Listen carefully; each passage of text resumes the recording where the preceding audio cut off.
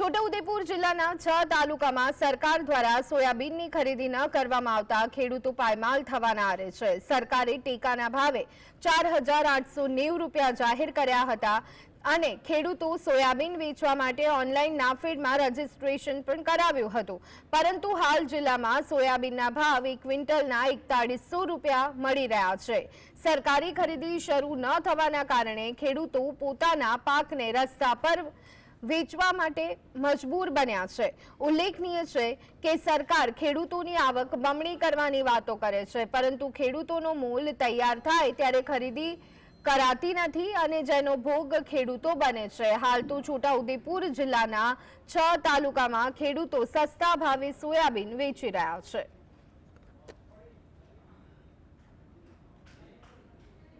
આ ખાનગી બજારમાં તો વેપારીઓ 4,3800 રૂપિયા પર ક્વિન્ટલ માંગે છે, એટલે ખેડૂતને પર ક્વિન્ટલે 1,000 રૂપિયાની ખોટ જાય છે।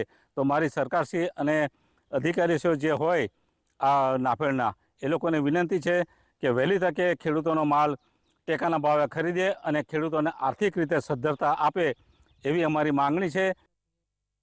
1,1100 રૂપિયાનો ભાવ મળ્યો તો આ વર્ષે 790 ને 780 રૂપિયા વેપારી ખરીદે છે, એટલે એટલી બધી 200-400 રૂપિયાની એક 20 કિલો પાછળ અમને ખોટ છે।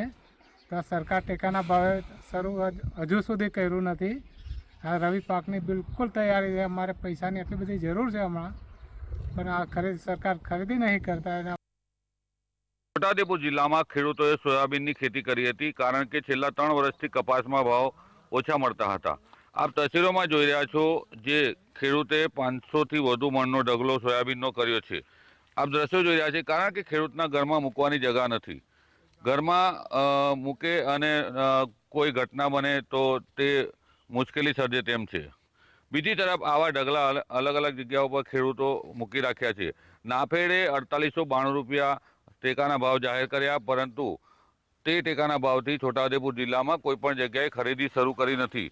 હાલ ખેડૂતોને રવિ પાકની સિઝન આવી છે, તેમાં નાણાંની જરૂરિયાત છે, ત્યારે બજારોમાં 4,100 રૂપિયામાં વેપારીઓ જે ખાનગી વેપારીઓ છે તે સોયાબીન પડાવી લે છે। હવે ખેડૂતો મુશ્કેલીમાં મુકાયા છે કે સોયાબીનનો પાક મૂકવો તો ક્યાં મૂકવો। બજારમાં વેચે છે તો નુકસાન જાય છે, ઘરે મૂકે છે તો સાચવવાની મુશ્કેલી છે। આવી પરિસ્થિતિમાં ખેડૂતો જીવી રહ્યા છે। સરકાર વિકાસની વાતો કરે છે, નાફેડ ખરીદી કરશે તેવી વાતો કરે છે, પરંતુ છોટાઉદેપુર જિલ્લામાં એક પણ જગ્યા ઉપર ખરીદી શરૂ થઈ નથી। રફીક ધણીવાલા, GSTV, છોટાઉદેપુર।